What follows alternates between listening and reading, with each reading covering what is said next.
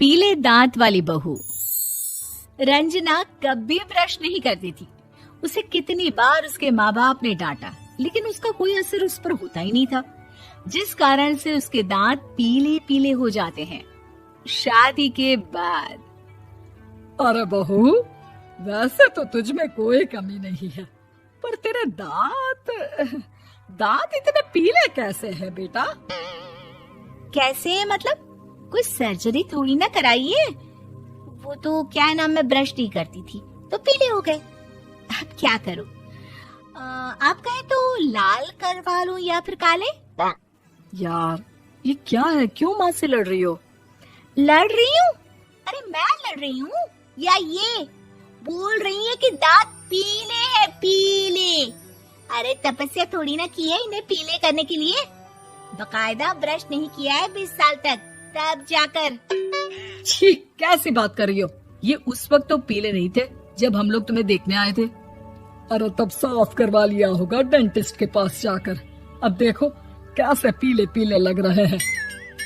रंजना सास की तरफ गुस्से से देखती है। फिर शुरू हो गई पीले पीले पीले। अरे पीले तो तब भी थे जब मेरे हाथ का रसगुल्ला उड़ा उड़ा कर खा रही थी और बोल रही थी, लड़की नहीं गुणों का खजाना दे रहे भाई साहब आप। खैर, अब वो लोग करते भी तो क्या करते, पीले दांत वाली बहू पल्ले पड़ी थी तो झेलना तो था ही। एक दिन कीर्तन में रंजना गाना गा रही थी। अरे कमला बहन, माँ का द्वार है, यहाँ तो सब शुद्ध होकर आते हैं, फिर अपनी बहू को ब्रश भी नहीं करवाती तुम। दूर से पीले पीले दांत भक्ति में बाधा उत्पन्न कर रहे हैं। अरे कोई 2 साल के बच्चे थोड़ी ना लेकर आई हूँ मैं बहू बनाकर। अच्छी खासी लड़की है, अरे कैसे करवाऊं ब्रश? ये तो उसे खुद करना चाहिए ना। अब माँ बाप तो इसके जैसे तैसे निपटा दिए, ये नहीं सोचा कि सास कैसे संभालेगी। सास बहू को लेकर घर आ जाती है, लेकिन सोच लेती है कि अब इसे लेकर कहीं नहीं जाएगी। अगले रोज बहू कहती है, अरे क्या हो गया, मंदिर नहीं जाना क्या? कीर्तन का वक्त हो रहा है। मेरी मधुर वाणी से कान्हा जी जागते हैं और सोते हैं। आप तो जानती है ना उनकी भक्ति में कितना मन लगता है मेरा। वो क्या है ना, तबीयत ठीक नहीं लग रही है मेरी, आराम करूंगी मैं। तबीयत ठीक नहीं लग रही? अभी तो मिथुन के गाने पर नाच रही थी आप, और अब बोल रही है कि तबीयत ठीक नहीं लग रही। अरे भक्ति में मन लगा लो सासू माँ, ऊपर जाना है, क्या मुंह दिखाओगी आप? हाँ? सास को बहू की बात पर गुस्सा आ जाता है। मैं क्या मुंह दिखाऊंगी, इसकी चिंता तो ना कर, समझी? अपने मुंह की चिंता कर, जो ये पीले पीले दांत लेकर हर जगह पहुंच जाती है।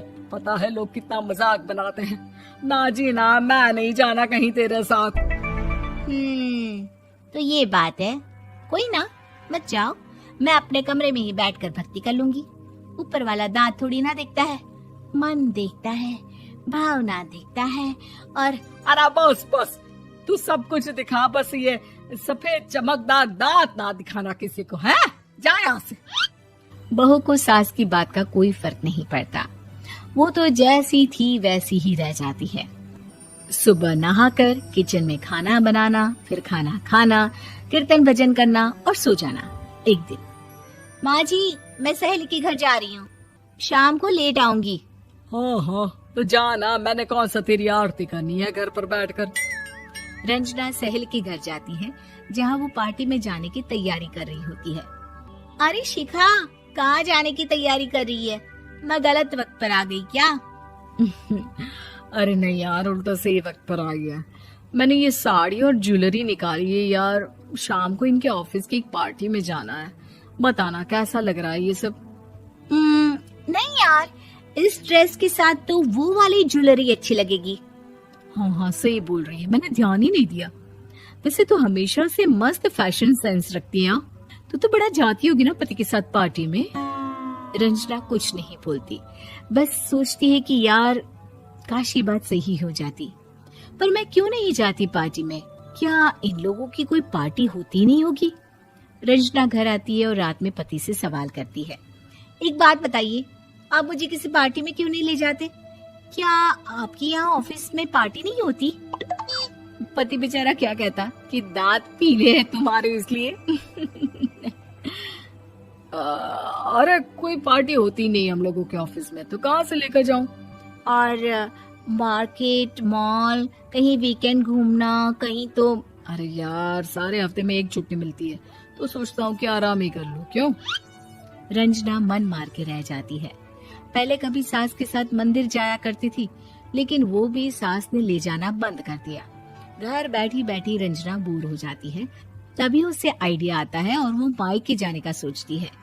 सासू माँ, 2 दिनों के लिए मम्मी के घर जा रही हूँ। अच्छा ठीक है, आराम से जा।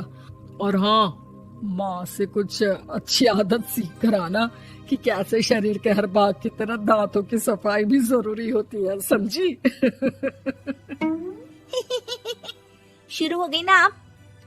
वो लोग आपकी तरह नहीं है कि छोटी छोटी बात का बतंगड़ बना दे। उन लोगों के लिए मैं मायने रखती हूँ, ना कि मेरे पीले पीले दांत। रंजना माँ को बिना बताए उन लोगों को सरप्राइज देती है, लेकिन जैसे ही वो दरवाजे पर पहुंचती है, अंदर देखती है कि घर वाले कहीं जा रहे होते हैं। अब माँ, काश रंजना दीदी के दांतों वाली प्रॉब्लम नहीं होती, तो वो भी हम लोगों के साथ चलती ना बुआ जी की बेटी की शादी में। हाँ बेटा, लेकिन अब उसे कौन समझाए कि उसको उसके पीले दांत नहीं दिखते, लेकिन उसके आसपास के लोगों को कितना एम्बैरेसिंग फील कराते हैं। मुझे तो कितनी बार उसके स्कूल की टीचर ने शिकायत की कि उसके साथ कोई लड़की बैठना भी नहीं चाहती, और ना ही कॉलेज में कोई उससे बात करना चाहता था। लेकिन पता नहीं क्यों उसे ये बात समझ में ही नहीं आती। कोई कमी नहीं है उस लड़की में, बस यही कि दांत पीले हैं। वो तो भला हो जीजाजी और उनकी माँ का, जो दीदी को जैसी है वैसे ही रखा हुआ है। रंजना को अपने घर वालों की बात सुनकर बहुत दुख होता है। वो सोचती है कि वो क्या करे, लेकिन फिर वो सीधा डेंटिस्ट के पास जाती है, अपने दांत चमकाती है और कसम खाती है कि वो रोज ब्रश करेगी। अरे क्या हो गया? तुम तो 2 दिनों के लिए गई थी ना, पर कोई ना, अच्छा है, चलो आ गई तो। रंजना सास के सामने आकर खड़ी हो जाती है और पूरी स्माइल करती है, उसके चमकदार दांतों को दिखाती हुई। चले मंदिर। माँ, मुझे माफ कर दीजिए, मैंने आप लोगों को बहुत एम्बैरेसिंग फील करवाया। मैं आज से रोज ब्रश करूंगी।